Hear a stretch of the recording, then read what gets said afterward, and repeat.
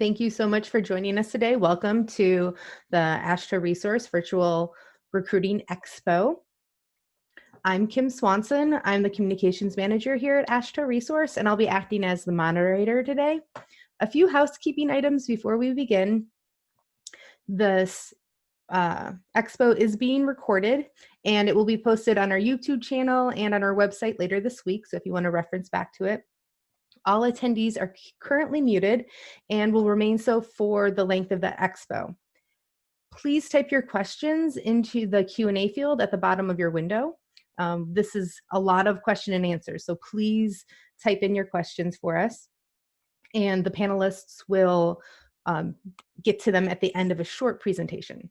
So today we're joined by Maria Kanacki, the Laboratory Assessment Program Manager. Maria, would you like to introduce the rest of our panelists? Sure, Kim, I'd be happy to.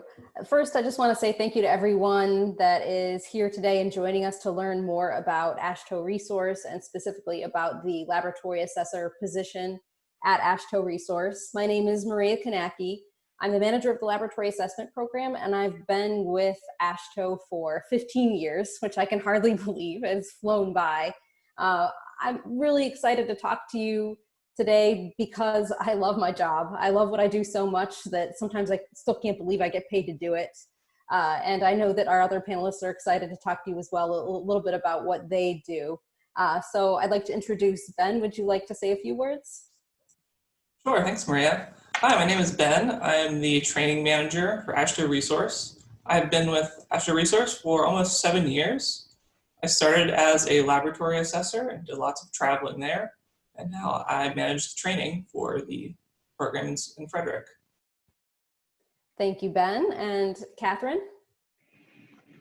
Hi, everybody. I'm Catherine. I'm a senior laboratory assessor, and I've been with AASHTO for about 3 years. Before that, I was teaching physics and coaching gymnastics, so it's a little bit of a whirlwind of things between labs and my history. So nice to meet everybody. Thanks, Catherine. And Michael, would you like to say a few words?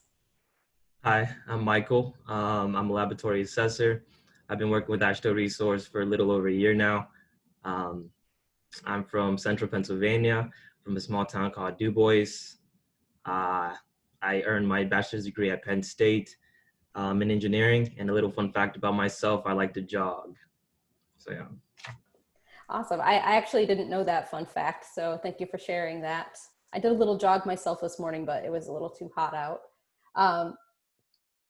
Well, we wanted to present to you just a cross-section of staff that have worked at AASHTO Resource, starting from somebody who's only been here for a year all the way up to 15 years.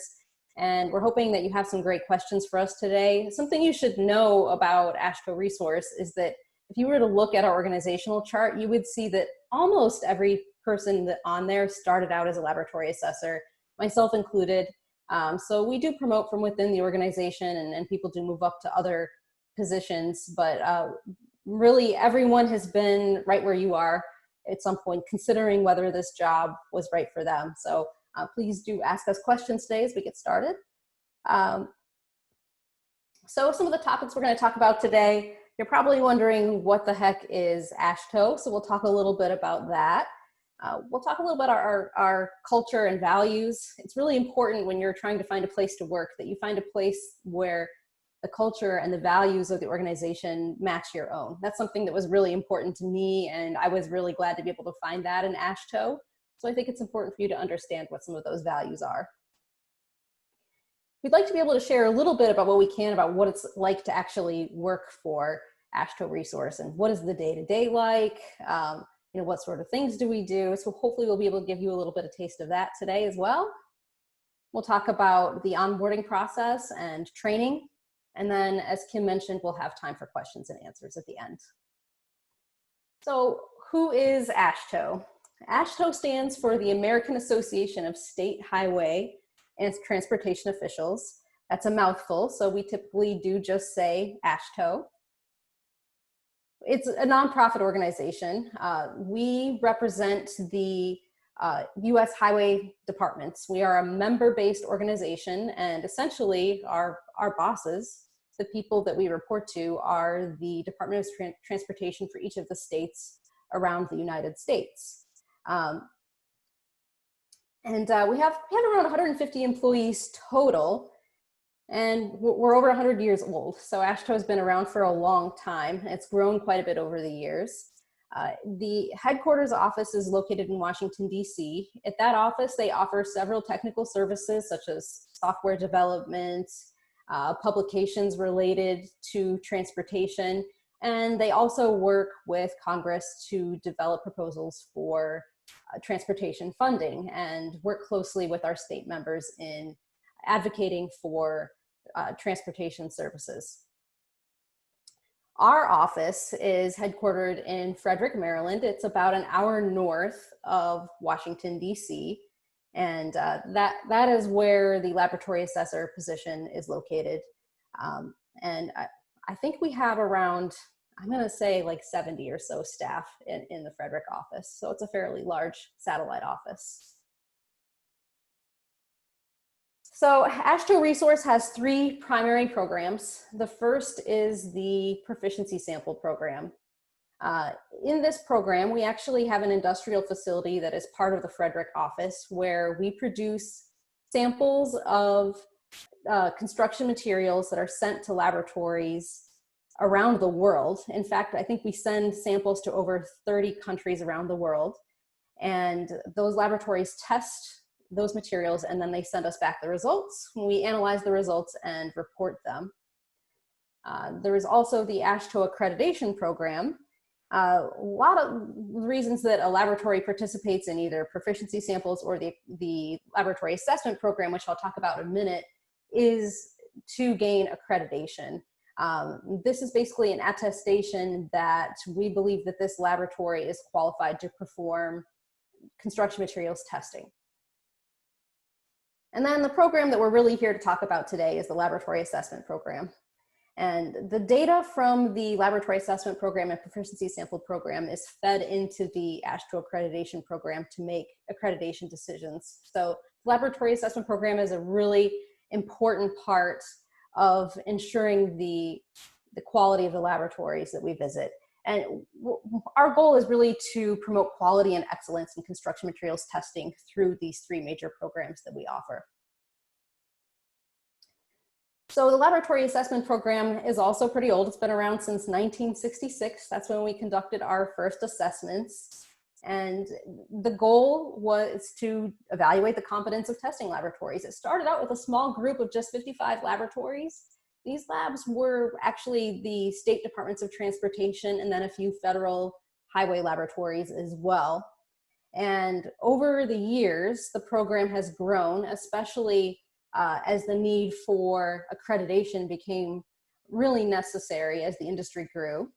And it's a huge workload. It requires a lot of staff to visit around 2,000 laboratories every 2 years. So Catherine, would you like to share a little bit about what an assessment actually is with our attendees today? Of course. So with an assessment, our assessors travel throughout the country on an evidence gathering expedition, basically. We visit these labs and determine if they're conforming to the standards that they say they are by watching test methods be performed from technicians, and also looking at the quality management system. So quality management systems, for those who don't know, are basically a whole bunch of policies, procedures, and records. The policies and procedures are things that the lab says they're following, whether it's the hiring process or how often they're going to be checking in to make sure everyone's competent. And then the records are just making sure the equipment itself or the competency of the technicians is being evaluated in the time frames that they've allotted. And when we go through this process of watching these test methods and reviewing their QMS, we are able to identify improvement opportunities, which help the labs grow and just become better at what they're doing. And they also, in fact, help us grow and improve our program as we continue through the process.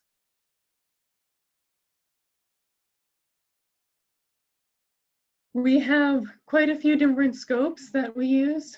All of the scopes up here between soil, asphalt binder, pavement preservation, aggregate, hot mix asphalt, iron and steel, and SFRM. They each have a unique test methods to help figure out what's happening with that material when we put it in our roadways and bridges and any other construction material projects. So we evaluate the test methods for each of these different types of materials in order to just try and make the roadways better, the bridges better, and see that everything's working right.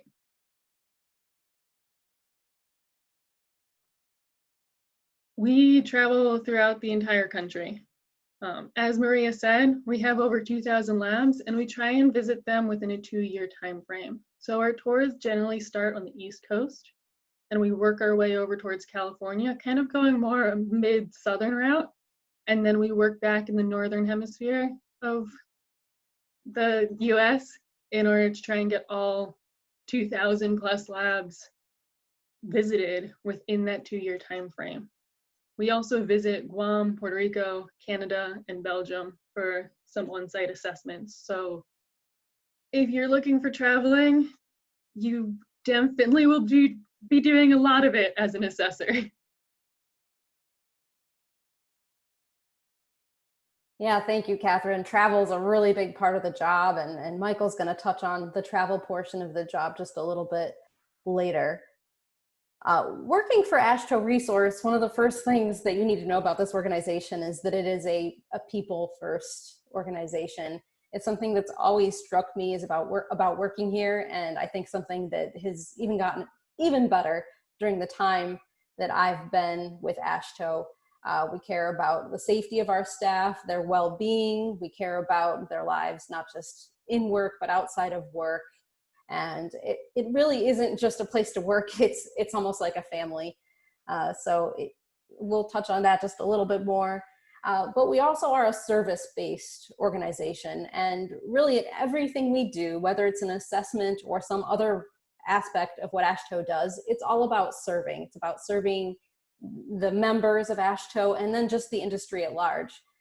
We will take phone calls or questions, technical questions from anybody in the world who has one, even if they aren't a member or aren't an accredited lab with us. And we really pride ourselves on being able to help and serve and make our industry better. A lot of what we do is about building relationships and being there to work with others, with other organizations that are also involved in the work that we do, working with individual states or with individual laboratories, and really helping them grow and improve by working with them as a team. And then, of course, working at AASHTO involves a lot of fun as well. There's a lot of food, a lot of adventures, and a lot of cool things to do when you're on the road as well. And then lastly, we're going to touch on some of the professional growth, something that's really important to me personally, and I think something that this position truly offers to individuals. So, service to the industry. Essentially, this position, being a laboratory assessor, you're an auditor. That's what you're doing.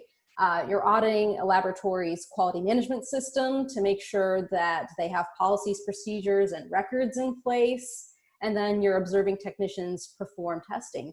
And in doing that, you might think that our policy is, gotcha, let's get them, let's write them up as much as possible. That's actually absolutely not what we're trying to do. We're actually looking for conformance, and we want to help the lab conform. If there is an area where they need to improve, we're really excited to help them get there. So we look at the audits and the assessments that we perform as a way to help the laboratory get better every time. And really, it's about teamwork. It's about creating a relationship with the customer. So we spend a lot of time during onboarding and training talking about how to do that and how to build that relationship so that you're not on opposite sides as the laboratory you're visiting, but you're really working with them. And we also like to take our assessments as an opportunity to provide education. That's something that we really value. We really enjoy teaching others about the standards that we evaluate laboratories for. And we also like to do other events, like hold webinars for our customers. We have an annual event called the AASHTO Resource Technical Exchange, which is just for us to provide educational opportunities for industry so they can learn more about how to be a better laboratory. I wanted to quickly mention our core values and our auditing philosophy. I'm really proud of these, and one of the reasons I'm really proud of them is because I didn't write them. Our entire laboratory assessment staff came together to write these and come up with these as a team. And they really embody what the laboratory assessment program is about. When we look at integrity, which is one of probably our biggest core value, it's something that we hold very dear and think about in everything that we do and every move that we make during our work days. But then incorporating these other values as well, all the way down to respect while upholding all those other values. Our auditing philosophy is something that's only about a year old. And what we did is we took all of that sort of unwritten knowledge and rules that assessors pass down from generation to generation to assessors as they go through training about all those things that we don't really have written down anywhere else, but just really embody what it is to be an assessor for AASHTO Resource. And so our auditing philosophy is really guidelines that we live by as we conduct all of our assessments throughout the United States and beyond. Michael, would you like to tell us just a little bit more about traveling for the laboratory assessment program and what that's like? Yeah, so a big part of this job is going to be traveling. So if you like to travel, this might be something you want to do. We travel over 150 days each year. And on the screen is an example of one of our travel schedules. We keep a big Excel spreadsheet of every assessor's travel schedule that we update often. And on the left-hand side are all the names of our assessors. And each column with the date represents a week of time. And those dates mark off the Sundays of each week. So if we take Melissa Fisher, for example, the first assessor, everywhere where it's highlighted purple is when she's going to be traveling to some place in the world. So her first trip is coming up on January 6th, and she's going to be traveling for 3 weeks. And then she's going to be home on the 27th, and she's going to be in the office for 3 weeks.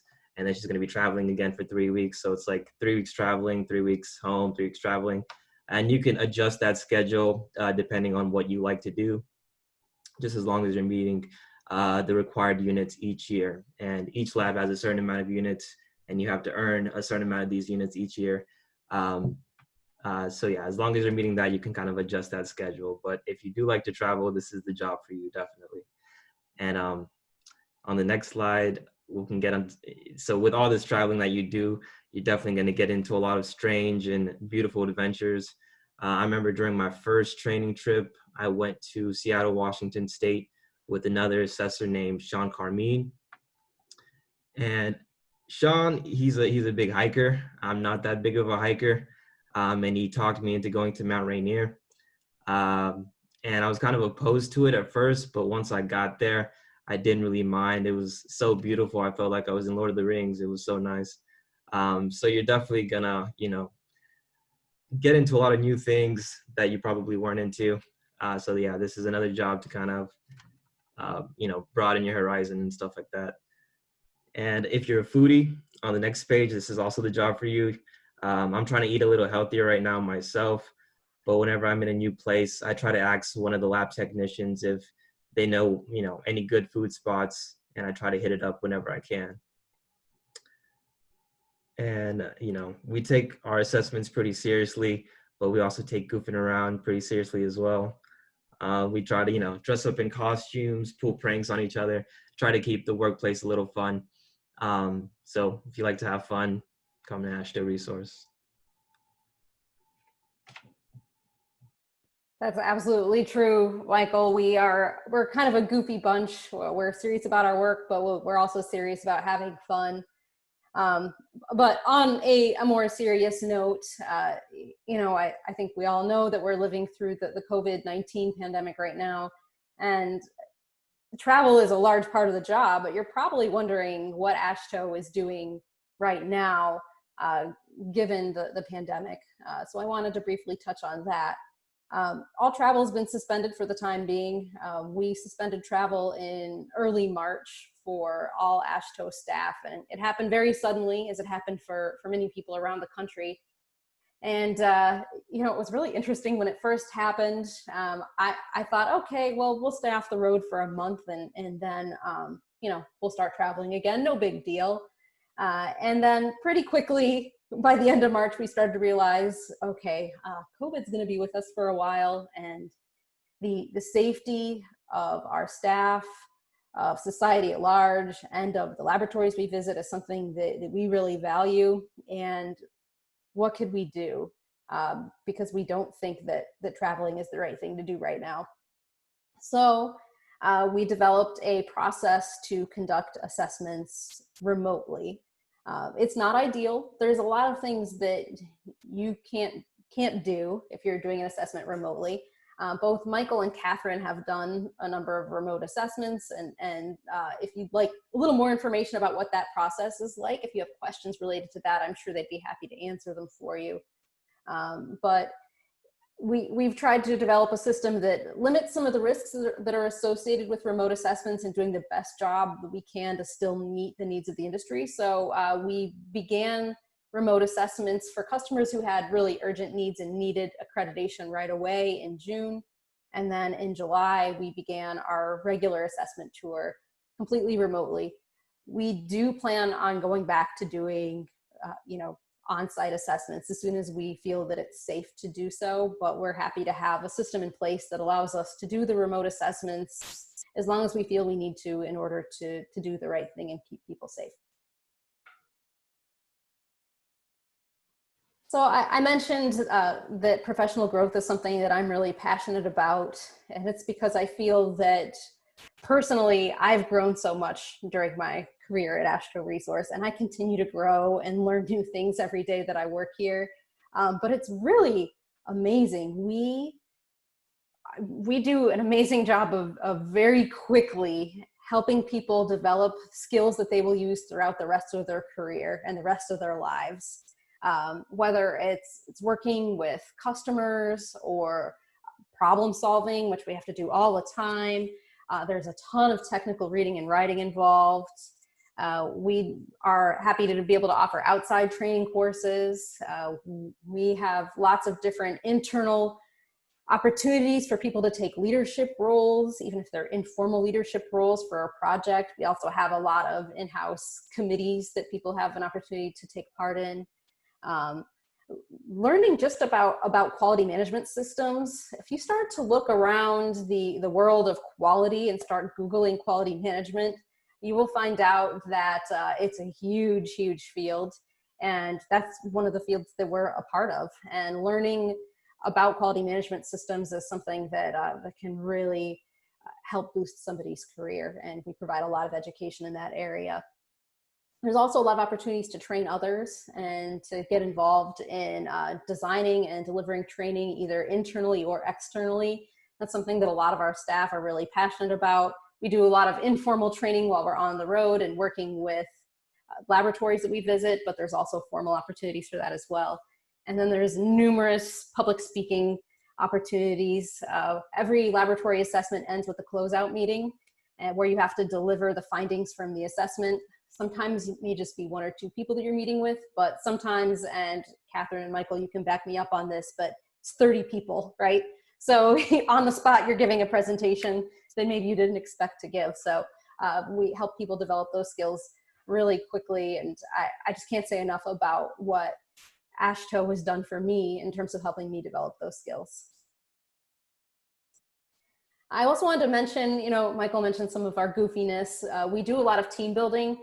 When you have a staff that's always traveling, we don't get to see each other in person that often. And right now we're not seeing each other in person at all, which is hard and we really miss each other. But even now we've found ways to do some team building and to still bond with each other. But we think that that's really important for a functional team. You need to have time to just get to know each other and do fun things. So we do a lot of fun activities as well and consider those part of working at AASHTO Resource, being involved with those events.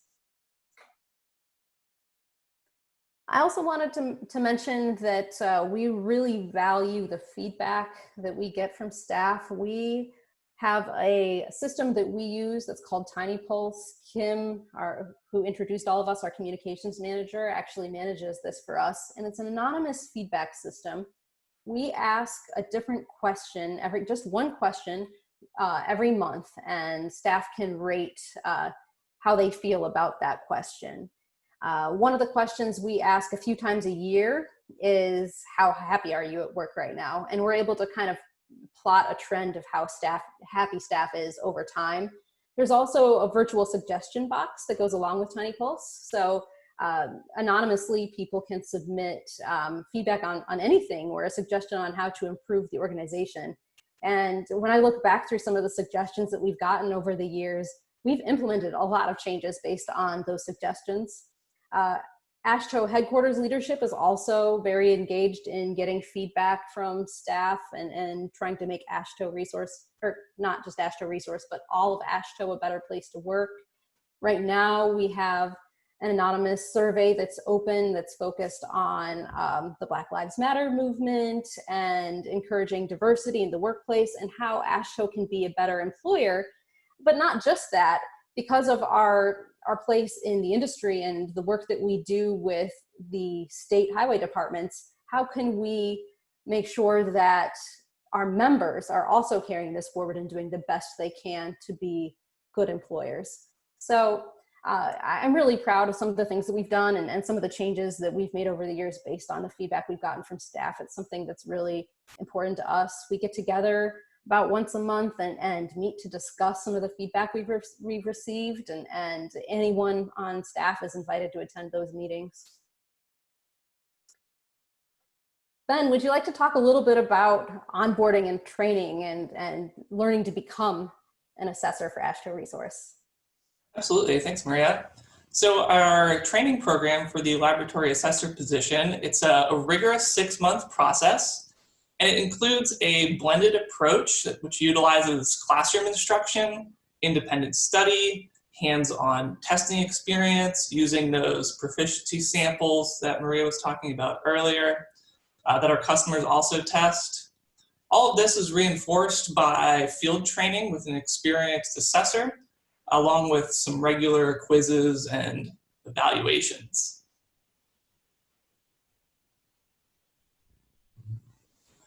Because of the current COVID-19 outbreak, we're still working remotely. So new employees will work remotely until we can safely return to the office. That field training I was talking about with the experienced assessors will be held over web conferencing for the time being.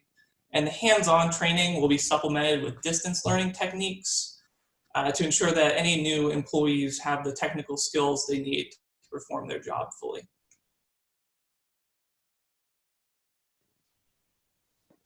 How to apply? You can send your resume and cover letter to careers@ashtoresource.org. I would like to remind everybody to please submit that cover letter. Any submittals without the cover letter will not be reviewed. For more information, you can visit us on Indeed.com and read several verified reviews of AASHTO Resource employees. You can subscribe and watch videos that we've produced on our YouTube channel. And you can visit ashtoresource.org and go to our Re-University page and read articles written by staff. I'd like to direct everybody to read the article titled "A Day in the Life of an Assessor," which gives a little bit more insight to what it's like being on the road and working as a laboratory assessor. All right, thank you for that, Ben. So we're now going to move to our question and answer session. We have a few frequently asked questions that we're going to go over with you guys first, and then we will switch to any questions that you typed in, and Kim will help us review those. So keep typing in your questions, but we have just a few to start things off. The first question is, how are travel costs paid for? This is a question that we get quite a bit. So every staff member is issued an AASHTO credit card, and expenses are paid for using that. We do have per diem of $55 a day that we offer while people are traveling, to cover any meal expenses as well as incidentals like tips at hotel and those sorts of things as well. So you don't have to pay for any of that stuff out of pocket. If for some reason you don't have an AASHTO credit card or you don't have one right away, we can also do a travel advance where you estimate exactly how much you think you're going to need for that trip. And once that's approved, we'll issue you a check before you travel. Okay, Catherine, would you like to cover this one? Are relocation costs covered? We do offer relocation assistance up to $500 with receipts. So traveling to come for looking for housing can possibly be covered. Just make sure you keep your gas receipts or flight receipts or whatever that is, so we can keep track of what was actually spent. All right, thank you. Okay, I think this is a question that we should all answer because I think we all probably have some fairly unique answers, some commonalities as well, probably. But what is your favorite part of working at AASHTO? Ben, let's start with you. Well, I was going to say one thing, but then I realized that my favorite part of working for AASHTO, it changes over time. I think my new favorite part of working for AASHTO is when we had to start working remotely. The team I was working with to help us get remote assessments going was really, really awesome. We worked really well together, and we came together and produced something that for our customers and members that was hugely beneficial. So that's my new favorite part. Awesome. Thank you. Catherine? I have to agree with Ben. I don't think there's really one favorite thing to this job. The traveling and being able to see all these different places, especially like small town America. Like whenever I thought of traveling before working here, it was always going to like San Francisco or going to the Grand Canyon, or like those are still cool and lots of fun when you get to go in those areas. But being able to go to like middle of nowhere Iowa and seeing these farm towns can actually be kind of fun. You find like little gems that you didn't expect. I completely agree. And it's one of the things that I love too about the travel is being able to go someplace you didn't expect. And, I think that the travel is what you make of it, right? If you're ready for an adventure and ready to explore a new place, no matter where you are, you're gonna enjoy it.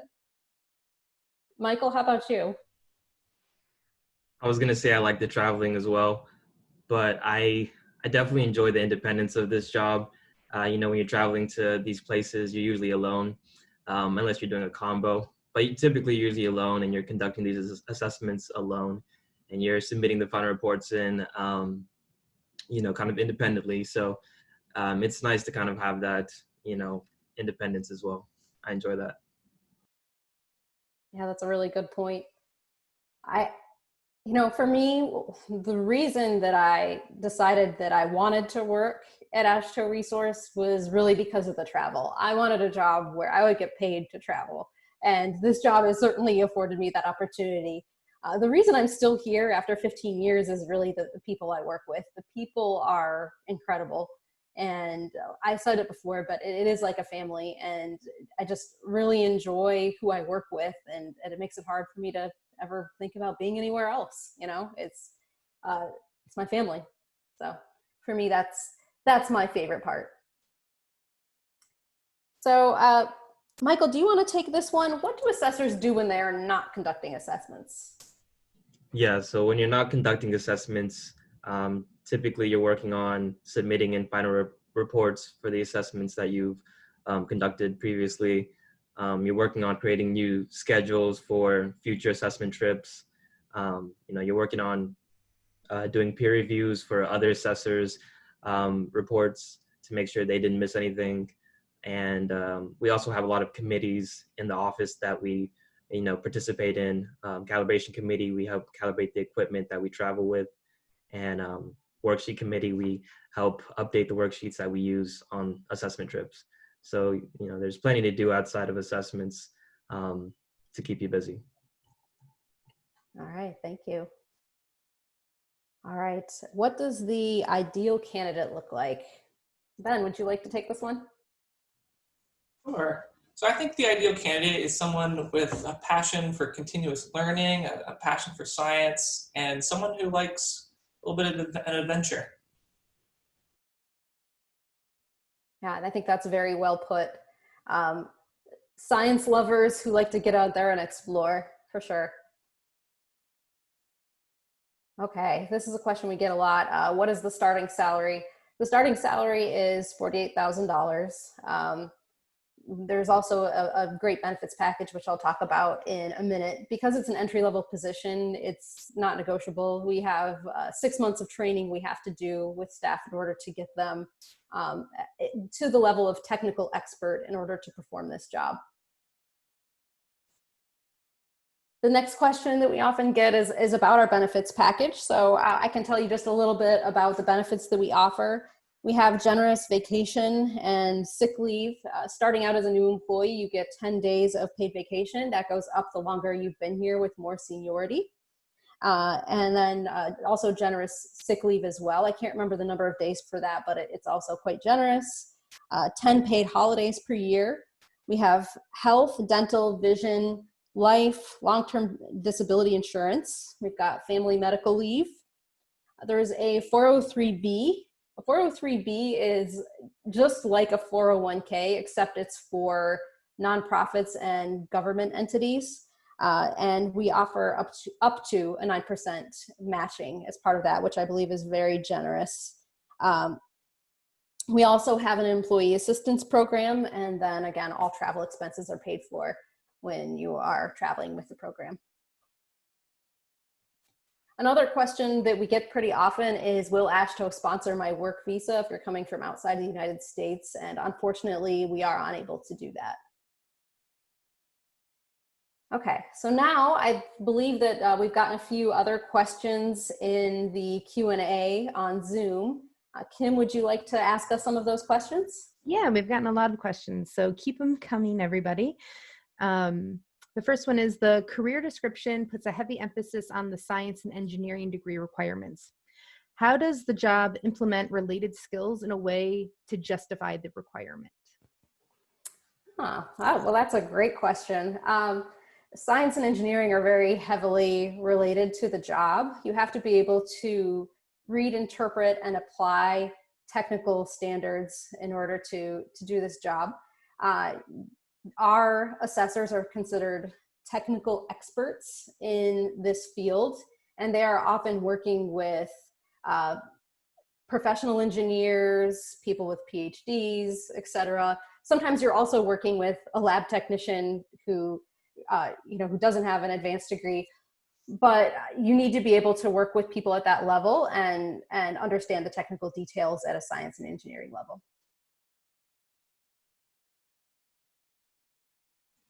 Thank you. It helps if you unmute yourself to talk for me.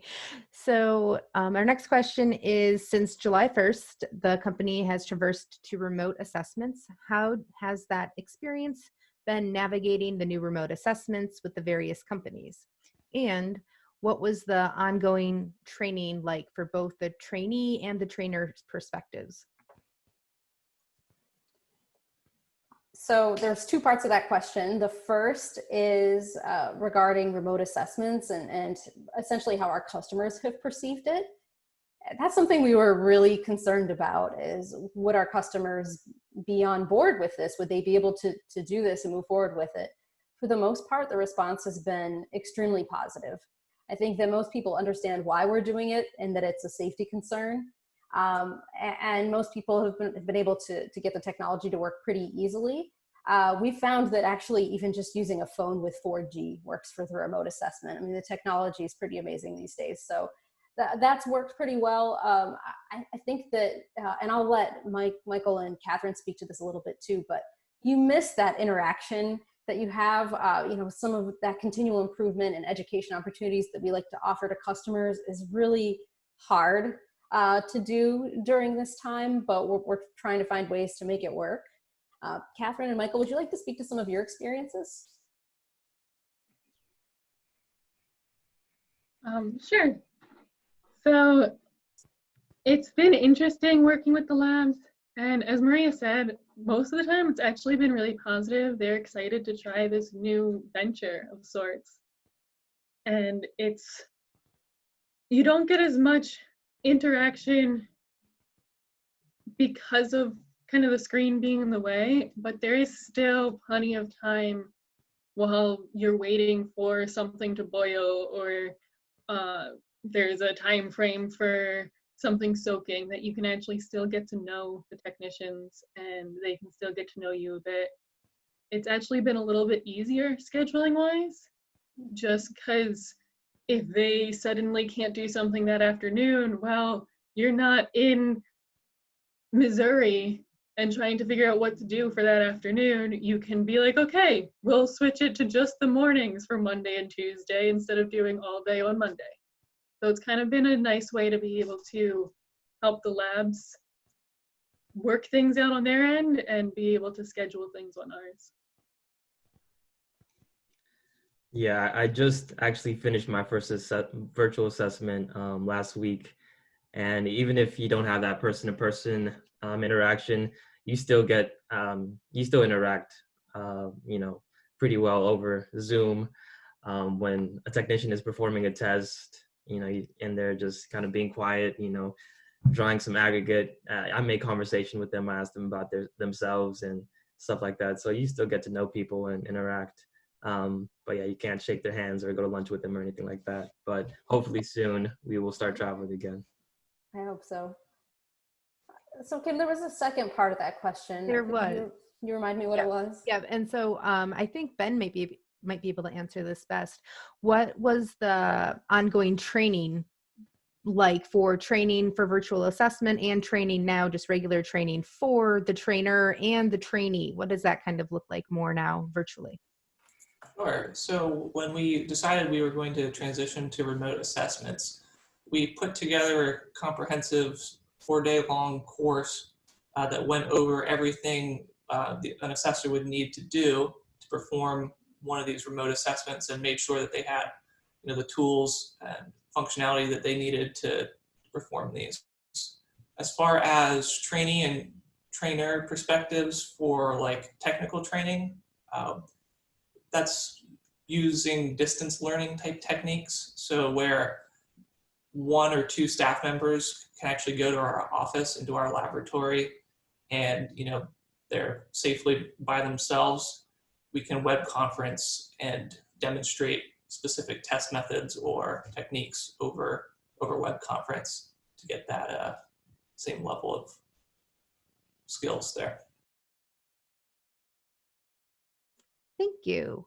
Our next question as well is, which travel experience has been the most enjoyable as an assessor? So I think it'd be interesting to have each one of you share what your most enjoyable experience traveling is. Maria, would you like to go first? Oh my gosh, there's been so many.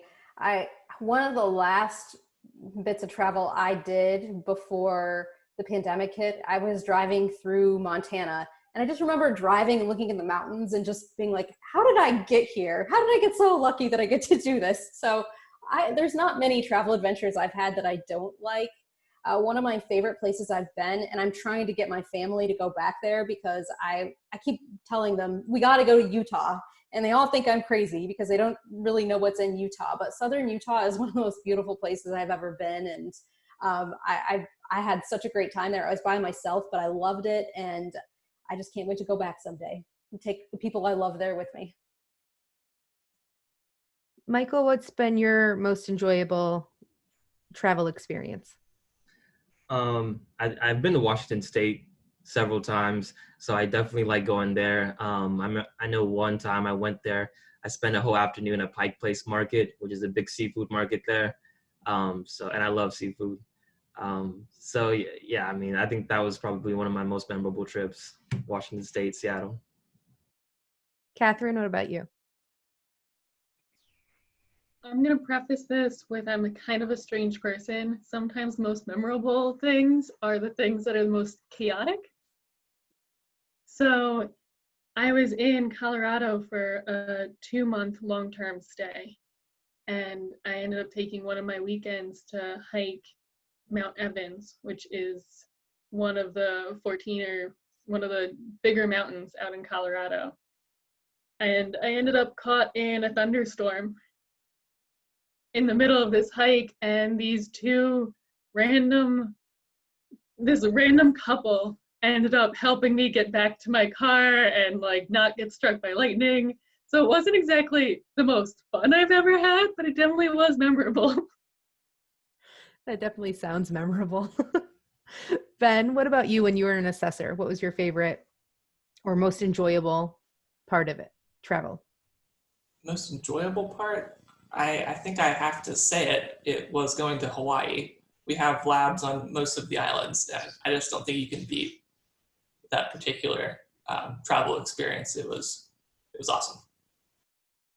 It sounds awesome. I know that's a very coveted trip is Hawaii and Guam to get there. Our next question here is, what are the biggest challenges new assessors face when coming into the job? I'll let you guys fend for that.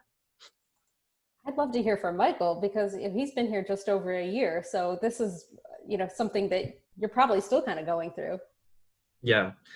Yeah, I mean, we do assess for a lot of methods. So there are a lot of standards that you kind of have to read through and familiarize yourself with. But I mean, nothing that you probably didn't do in school. So it's going to be like that same studying habit that, carries on to this work. So just kind of reading a lot of standards and trying to understand them and making sure you're comfortable with them before you start an assessment. But you go through a 6-month training program, and by the time you're done with that, you'll feel confident enough to assess. So you'll be fine. Yeah, I would agree with that. There's just so much information we throw at you at first that it's hard to parse it all out. But after 6 months, you'll get it. And we're all still learning, so we don't expect everybody to know everything in 6 months, but you'll feel pretty comfortable. So our next question is, I'm going to direct at Catherine, just for fun. This certainly doesn't feel like a 9-to-5 job. How much of your life is consumed by the job while you're on the road? So it doesn't sound as much like a 9-to-5 job, but it kind of still is. Like, even when I'm on the road, I'm only working 8 hours during the day. The rest of it is sometimes still just watching TV and kind of just chilling. Other times it's taking a hike somewhere. So it really is something that you have to be conscious about, especially with the amount of travel, that you really do try and balance your work and life and keep work when you're in the lab and try and make sure that you're still taking some time to breathe and just be a person when you're not. It does lead to needing to almost schedule your own personal vacations or whatnot a few months beforehand. So it's a little bit of a scheduling thing that you'll get into. But it doesn't feel as hectic as it sounds, if that makes sense. I think it does. Does anyone else want to add to that before we go on to the next question? I think that question was really insightful because even though you're only working 8 hours a day, typically when you're on the road, you're not home. And there are some sacrifices made when you do that. One of our colleagues likes to say that the travel is the best part of the job and it's the worst part of the job. And there's a lot of truth to that. I've missed birthdays, I've missed, events at home with family, but at the same time, I've been driving through the mountains in Montana, and you know what I mean? So it's that balance of it, if it is what you make it. And the travel is something you have to truly, truly consider if you take a job like this, because it isn't just a career, it is a lifestyle. But you have to make that time for yourself, as Catherine said. And if you do that and you find things to go and see and enjoy and don't just sit in your hotel room, you're gonna have a lifetime worth of fun with this job. Thank you. Our next question is, and I'll address a little bit of the first part, and then it will have the rest of it. So they ask, I see that you have the AASHTO journal. How frequently is it updated, and would new employees have opportunities to be involved in that or take on other projects during the onboarding process? So I'll tackle the first little part of that. So the AASHTO journal is one of AASHTO's services. It's kind of like a news outlet, for a lack of better way of saying that. So they have their own, and they produce that weekly. And it's one person's job at AASHTO headquarters in DC. And so he curates and writes all of those things. At Resource, we have our newsletter that goes out, and that goes out kind of sporadically. And it's called the AASHTO Resource in Focus. And you can find that in our Re-University section. Some of the links I've already sent out through the chat, so you can look at those as well. And for the most part, you assessors and everybody will have an opportunity to participate and contribute to that. Now, if Maria or somebody else wants to jump in about how during the onboarding process, how involved are new employees in that process? Does that? So the first 6 months of when you're in training, and Michael and Catherine and Ben can speak to this as well, they're really rigorous. There is a lot you have to learn. You're going to be very, very busy, and we really want you to focus on learning the core parts of the job. There are occasionally opportunities to be involved with other projects. We have lots of projects for people to get involved with. In fact, I say sky's the limit. If there's something that you're interested in doing that you're passionate about, we can probably find a fit for you to do it as part of your job at AASHTO Resource. But for the first 6 months, we'd really like you to focus on learning the core duties of the job. And then after that, we really encourage getting involved in other things around the office and other projects that AASHTO Resource is involved in. And there's just a lot of opportunities to do that. Thank you. And we have 2 more questions. And it is, couldn't find it for a second, but there it is. What would a typical day of non-travel look like for an assessor? We touched about this a little bit more, but perhaps you can explain that a little bit. What's a typical non-travel day like for an assessor? Catherine, would you like to take a stab at that one? Sure. When you're not traveling, as Michael said earlier, you're kind of doing some paperwork back in the office, and between paperwork and meetings, it's a typical 9 to 5. We do have some leeway of actual hours that we work in the office. So some people come in at 7:30 and leave at 3:30. Other people come in at 9 and leave at 5. Others 8, 4. But it's a typical 8-hour work day. You go in, you might have some meetings. You might be putting together a schedule for your next trip, or checking your emails from when you were gone, and kind of just catching up with whoever happens to be in the office while you're there. And just taking a little bit of a breather, returning the kit that has all the equipment you brought with you, and just jumping right back into looking at flights and things. So once you're done with the day, you drive back home, and well, if you're me, you Netflix and chill, but you do you. Thank you, Catherine. Does Michael, do you want to add to any of that about what a typical non-travel day looks like for you, or did she cover it?